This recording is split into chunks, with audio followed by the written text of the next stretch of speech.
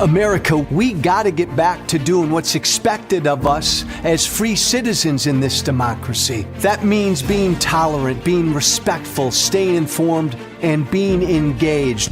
I'm former Congressman Joe Walsh. Follow me here and join the millions of Americans who are renewing their social contract with each other. The social contract, it's on us.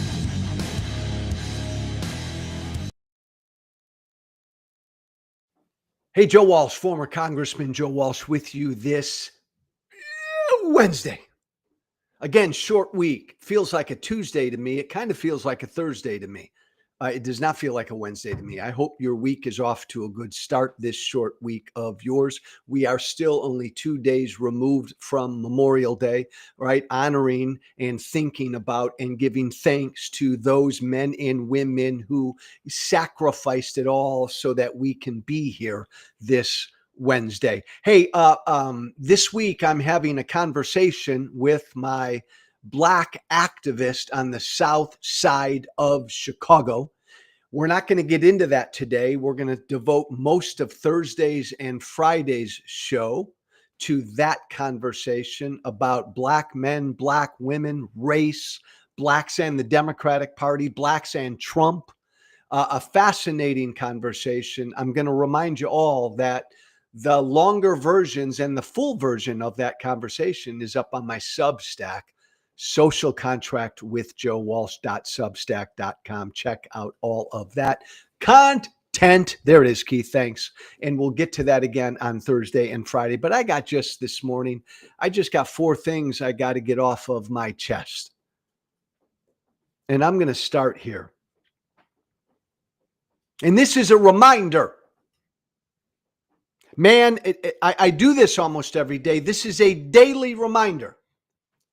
This is not who we are. This is not who we are. We are better than this. This is not what America is. We are better than this. This is un-American. Every day in this country, listen to me. Listen to me. Every day in this country, your government and my government is disappearing people off of our streets, detaining them, and sending them to other countries without any due process. I want you to understand that this is happening every day. We don't talk about it. People don't talk about it every day. We should talk about it. We should yell about it and scream about it every day because it's happening every day. And it's not right. And it's cruel. And it's mean. And it's un-American. This headline there, Keith, show me about the Guatemalan man. Again, this is just an example. Every single day, I could do a 2-hour show every day and just recite examples of people who are in this country legally, of people who are in this country illegally, who've committed no crimes, who are being grabbed off of our streets, detained, and then disappeared. ICE illegally deported a Guatemalan man to Mexico. Oh, that's the other thing. What America is doing. We're not even you can't call it deportation because we're not deporting people. We're sending people illegally not to their countries of origin. Every single day this is happening in America. ICE illegally deported a Guatemalan man to Mexico where he had been kidnapped and raped. They then told the judge, ICE did, under oath, that the man didn't object to being sent there. Well, bullshit. When the judge ordered the ICE officer to be deposed, oops, suddenly the administration admitted that they lied under oath and that they dumped this Guatemalan man in a Mexican jail knowingly. I'm only spending a minute or two on this. And this is just a fucking reminder that this is happening every day in America, and a reminder to everybody, especially you, my MAGA brothers and sisters, my MAGA friends, right? Per the law, per the Constitution, per America, everybody on our soil, everybody in this country. Here legally, here illegally, here on a student visa. Even if you're a Venezuelan gang member and you're here in America, per our Constitution, per the law, everyone gets due process. But every day in this country, under this government, under Trump, under our government, we're going against the Constitution and against the law. And we're detaining people and deporting people without any due process. We sent a Guatemalan man down to Mexico where he was then kidnapped and raped. We knowingly, without any due process, sent him not to the country of his origin, and he's paid a huge price for that. And this federal judge ordered our government to get that Guatemalan man back into this country. And of course, Trump and the Trump administration will defy that order. This is not who we are. This is wrong. This is un-American. Thank you, Keith. And it's my daily reminder. But again, it's a reminder, and I'm going to say something I say repeatedly, the following. The beauty of Trump, the absolute beauty of Donald Trump is thus, because he's so bad and so corrupt and so ignorant and so dishonest and so cruel and so lawless, he's forcing us in real time to decide what kind of a country we want to be. Because he's so bad, the American people, in real time, we got to decide, what kind of country do we want to be? Do we want to be a country that's ruled by a king? Do we want to be a country that sides with Putin and not the free world? Do we want to be a country that snatches people up off of our streets without any due process and puts them on an airplane and disappears them into another country, never to be heard from again? We're doing that every day. The beauty of Trump is we get to decide, is that the kind of country we want to be? And my God, I hope and I pray and I believe that that is not the kind of country we want to be. Second thing I want to get off of my chest. And look, we're going to rue the day, this country will, that we've so normalized who and what Donald Trump is. Donald Trump, and I say this as a former politician, all politicians lie and fudge and hedge and bullshit. Joe Biden, man, on the scale of politicians, right? Joe Biden told more whoppers than most politicians did in his day, but we ain't never seen this. We have never, ever, ever, ever, ever had a president who lies as he breathes, who lies virtually every time he opens his mouth. And this has been a refrain of mine. We've normalized it, right? We've normalized it. Because Trump will throw 1,000 lies a day out there. It's no longer news. It's no longer news when he lies. It's no longer news when he tells a big whopper, because he lies all the time. So when Trump lies, we just all kind of roll our eyes and say, oh, that's Trump. Oh, man, that's just Trump. No other politician gets away with that. We would do that with no other politician. I'm reminded of this. Did you hear this thing yesterday? Trump and his Golden Dome in Canada. Keith, do we have that post to Trump's? Yes, thank you. Here's the headline. Donald Trump sent out a post yesterday that basically said, Trump's got this idea for the Golden Dome, right? That would protect us from any missile attack. It's a program that would cost like some $500 billion, would take years to build, blah, blah, blah. And Trump exaggerates and lies about everything. But here's the trick. This Golden Dome, keep that headline up there, Keith. Trump needs Canada to be a part of this Golden Dome, this big shield, anti-missile shield that he would put over the United States. Trump needs Canada to be a part of it because Canada would alert the United States of any missiles coming over the Arctic that are heading to our country.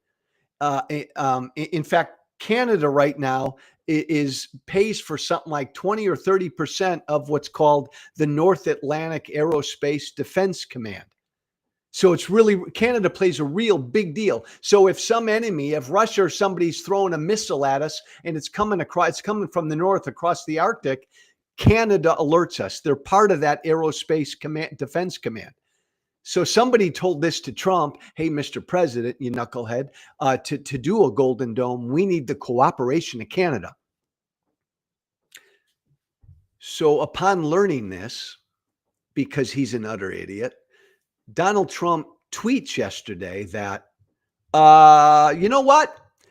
Hey, Canada, I had a talk with Canada, and I told Canada that that they're going to have to pay for. I'll only charge them $61 billion to be part of the Golden Dome. But Canada, if Canada became our 51st state, I'll let them be part of the Golden Dome for nothing. And then Trump said, they're considering the offer. Trump said that in a post, meaning Canada right now is thinking about becoming the 51st state so they can be part of the Trump's Golden Dome missile protection plan and not be charged $1. I don't want to get into the Golden Dome. I don't want to get into any of that. I just want to say this. That's a lie. Donald Trump, and there's the headline, Donald Trump, the president of the United States, said publicly yesterday that Canada is considering becoming the 51st state. That's a lie. And MAGA, hate to break it to you again, Donald Trump is lying to you. And see, this is what bugs me. We talk about normalizing Trump's lies. Look at this headline. I mean, yesterday we were littered with headlines like this one. Trump dubiously claims Canada is considering becoming the 51st state in exchange for Golden Dome protection. Trump dubiously claims? Bullshit. What is dubiously claims? Trump is other headlines. Trump is exaggerating. Trump may be misrepresented. I saw no headline anywhere that said Donald Trump is lying. Trump lies when he says that Canada is considering becoming the 51st state. See, this is the problem. And it's taken years. And I got to give Trump credit because he's succeeded in getting the media to normalize his lying and getting the American people to just accept it. We've done it. This headline did it. Trump dubiously claims. Bullshit. Trump lied. But yet no one will say that. And the danger here is, you know this because I've said this a bunch before. We got a whole big old chunk of this country utterly untethered to truth. I mean, we have the vast majority of my former political party is utterly untethered to truth right now. We did that. We enabled, if Trump has a strategery, like, right, I think Donald Trump is an utter idiot, but if Trump has had any strategy over the years, and I've had people close to Trump tell me this, his strategy has always been, every day I'm going to do and say 1,000 outrageous, dishonest things. And if I do that every day, say and do 1,000 outrageous, dishonest things every single day, then eventually people will become numb to it. It won't be news. When I lie, when I do something bad, when I cheat, when I steal, it won't be news anymore because I've done so much of it. It's no longer a story. And that's what I mean. That's what we mean by normalization.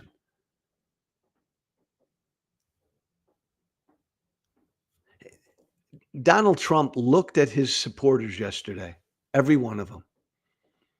He looked at the American people yesterday. He looked at Canada yesterday. He looked at the entire world, and he told a lie. He told us all that Canada now is really considering whether to become the 51st state of these United States. Canada is not. Have never, will never consider it. Trump is lying. But we don't report the lie. And Trump smiles because he got away with another lie. And the danger here is obvious. If a country, if a people no longer give a fuck about the truth, no longer care about the truth, then nothing else matters. If you can go wherever you want to go, Joe Rogan, or go wherever you want to go and hear whatever you want to hear, and you don't give a damn whether it's true or not, and that's where a big part of the country is, that's where a big part of our people are, well, then I don't know. I'll just say it because I've said it before. I don't know how this experiment in democracy stays together with the people utterly untethered to truth. The social contract, right? Talk about it at the lead of every show. It's the job of the American people to stay informed, and to not believe in, and to not tie yourself to bullshit and conspiracies and lies. We got a problem. Okay, so third thing I got to get off my chest, and I'm going to beat up on the Democrats right now. All of you MAGA listening to me right now, and I'm glad you're with me. TikTok, I'm glad you're with me. If you thought I was going to spend 25, 30 minutes just beating up on Trump all day, I'm not. Now I got to whack Democrats upside the head a little bit. Sean Spicer, who was Donald Trump in his first term, first press secretary, press spokesman. He didn't last long. Sean Spicer tweeted something out this morning. Keith, you got that? Here's Sean Spicer's tweet. Trump 2.0, Spicer says, has done media on 111 of his 138 days back in office. An 80% hit rate that includes weekends, and it must put Trump on course to being just about the most accessible president in modern history. Sean Spicer. Donald Trump has been in front of the media 111 of his 138 days. Now, I saw this, and I quickly, keep that up for a little bit, Keith. I quickly responded to Spicer and said, you know what? It's really easy to go in front of the media every day when you don't give a damn about the truth. When all you're doing is lying, it's really easy for Trump to sit in front of the media every day. But again, I've beaten up on Trump enough. This is about Democrats. Democrats can learn from this.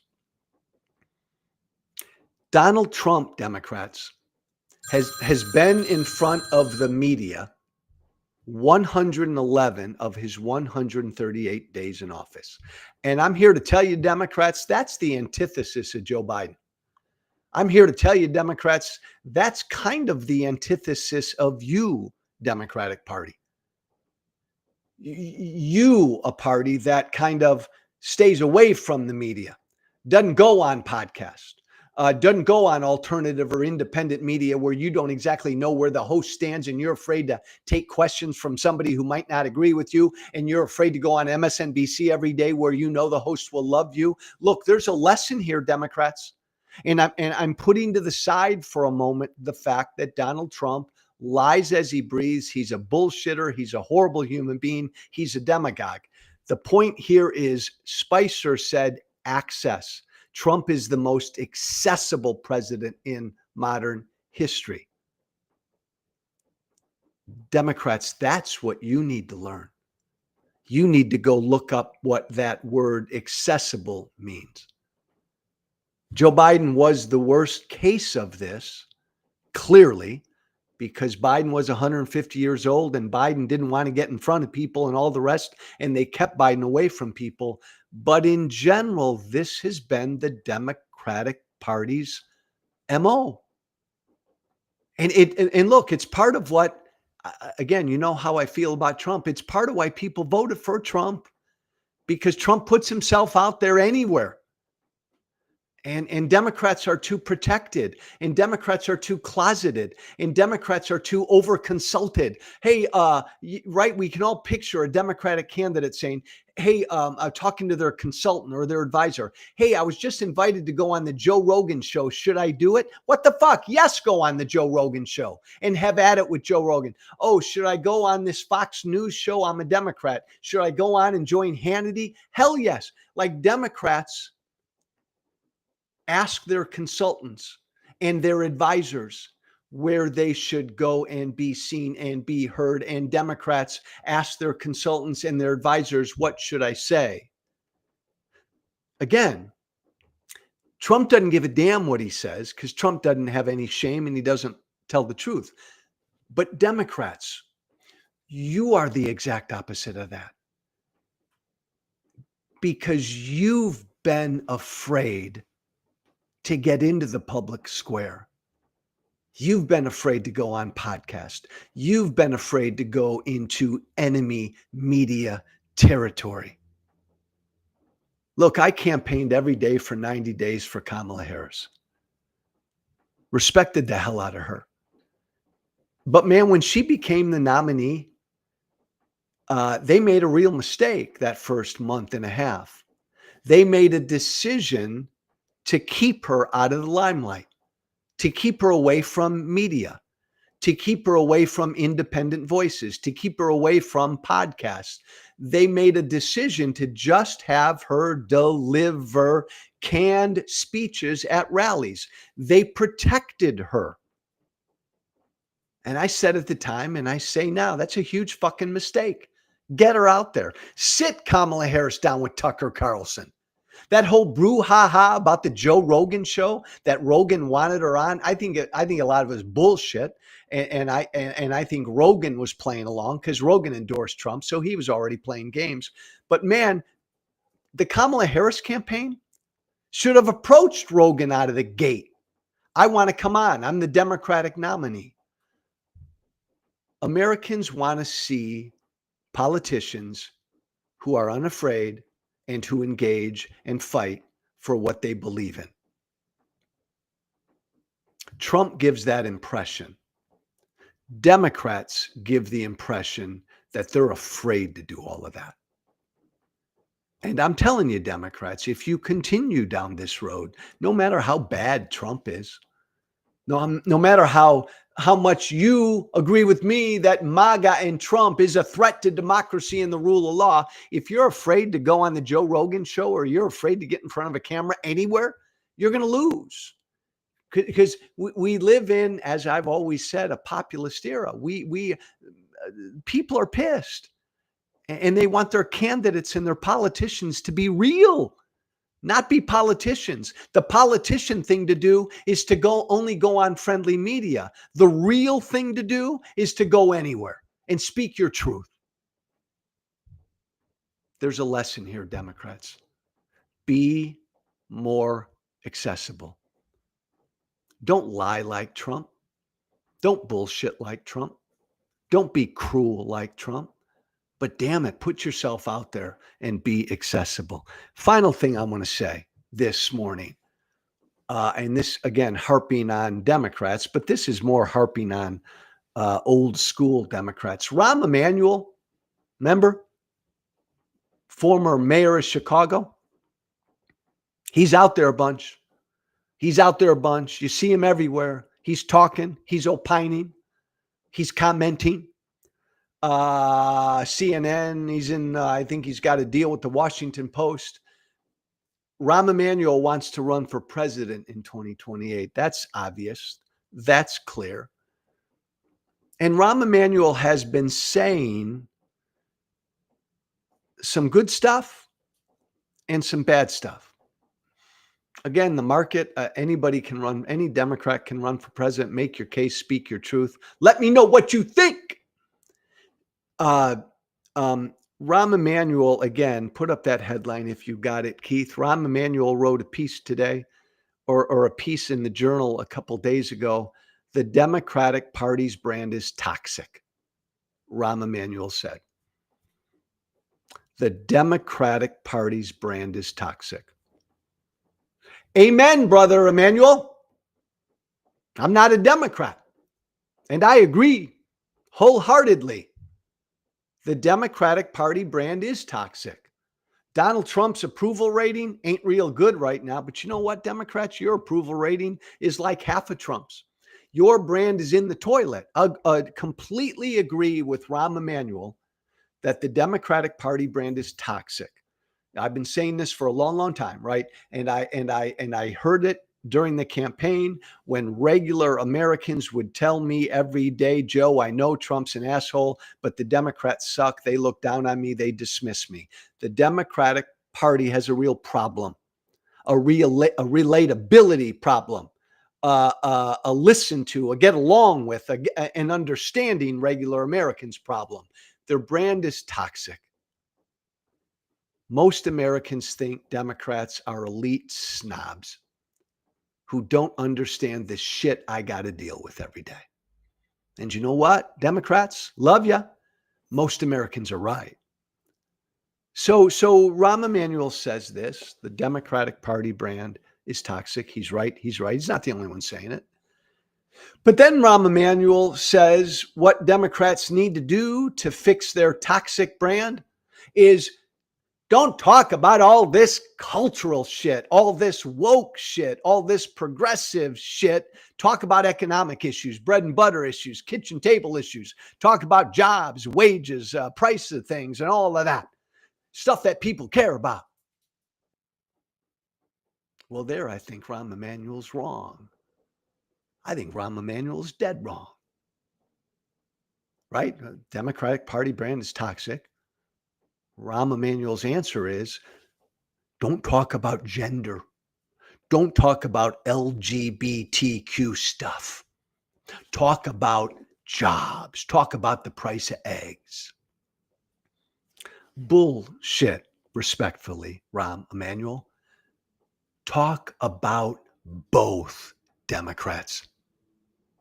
My God, Democrats. If you don't have the guts, if you don't have the decency, if you don't have the balls to talk about the price of eggs and jobs that we're losing, and talk about gender, and talk about fairness and equity, and talk about race, real race issues in this country, if you don't have the balls or the decency to talk about both, then don't even bother running. Like if Rahm Emmanuel wants to run for president and he ain't going to say a word about gender, race, or any culture war issue, good luck, Rahm Emmanuel. Look, there's this notion, right, that to win, right, and this is what Rahm Emmanuel's expressing, Democrats need to ignore the culture war issues because that's how come they got beat, right?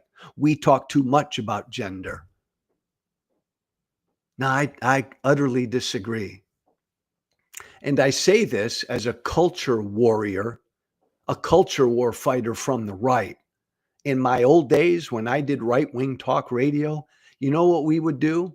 We would talk about gays and gender and race and all the culture war hot button issues because we knew Democrats would never fight back. We knew Democrats would cede that whole territory for us. So we knew in the right wing that we could say that, oh my God, we could say like shit that Trump says, right? That you can be an 11-year-old and go to school as a young girl one day and come home that same day as an 11-year-old boy, right? An utter lie. But we knew in the right-wing media world, if we said stuff like that, Democrats would be afraid to respond because Democrats didn't want to talk about gender. They didn't want to fight us on the right on culture war issues, which is wrong because most Americans agree with Democrats on the culture war issues. Democrats are just afraid to fight about them. Transgender Americans, more Americans are where Democrats are when it comes to transgender Americans than they are where MAGA and Trump are on transgender issues. What's the MAGA Trump position on transgenderism? Either it doesn't exist, it should be illegal, or it's a mental illness. What's the Democratic position? My position. Hey, look, live your life. Identify how you want to identify. Live your truth. We love and embrace you. When it comes to sports, let's make sure there's fairness. When it comes to bathrooms and locker rooms, respect the privacy of both sides. Find solutions where we respect everybody's privacy. Everything I just said right there is where the vast majority of Americans are on gender. Now, the Democrats screwed up because they let the far left yell about this. They let the far left shove and push gender issues down every American's throats instead of just saying what I did. But no, the answer, Rahm Emmanuel, is not to avoid talking about these culture war issues. The answer is to engage and talk about them and present the common sense, empathetic, loving, tolerant, fair answer to gender issues and any other issue. The race, the MAGA Trump position on race, don't acknowledge that slavery existed. America has never had racial problems. Bullshit. This is the greatest country in the history of the world. We were founded on an original sin of slavery. We've made unbelievable progress. We have a long way to go when it comes to race. Everything I just said there on race is where most Americans are on race. And that's where the Democratic Party should be on race. So the answer is not to be afraid to even talk about race or not to even talk about gender, but to engage and to talk about and defend. And I'll tell you what, if Democrats go down the Rahm Emmanuel road and they are going to ignore the social issues, they are going to ignore the culture war issues, and all they're going to do is talk about the price of eggs, they're going to lose. They're going to lose because you know what? Republicans and Trump and MAGA will do what they did in 24. They will spend $200 million saying that Democrats support transgender surgical operations in prisons all over the country. They will say, oh, Kamala Harris, she's for they and them. I'm for you. Republicans aren't going to stop with this stuff. So you either cede that territory and let that $200 or $300 million in gender advertising sink in Pennsylvania and Wisconsin, or you fight back. The answer is to fight back. The answer is to stand up and lovingly and tolerantly stand up for our transgender brothers and sisters and talk about the price of eggs and your job down the street. Both, Rahm Emmanuel. I'm done, right? That's too much ranting for one day. Hey, thank you for listening. You want to send me an email, do all one word, the social contract with Joe Walsh at gmail.com. There it is, all one word. Shoot me an email. One other quick note, no kings, no kings, no kings. You see it in my background. Buy your No Kings merchandise. At least join the No Kings movement. Join me in the No Kings movement. Man, if we can't all embrace around that simple American principle, no kings in America, then we're done. Go to oneflaginitiative.org. One word, oneflaginitiative.org. Join the No Kings movement and get your No Kings t-shirt. TikTok, love you. Thanks, everybody. Hey, tomorrow we'll get back to our conversation with my Black activist on Chicago's South Side, talking about Blacks and the Democratic Party and Blacks and Trump. And I'm a Tea Party guy. He thinks the Tea Party led to a lot of this stuff. I don't, but we'll get into it respectfully tomorrow. Thanks, everybody. Thanks for listening. Be brave. Thank you for listening. Remember to listen, share, and follow The Social Contract with Joe Walsh on Apple Podcasts, Spotify, and everywhere great podcasts are found. And be sure to leave a 5-star review. This has been The Social Contract.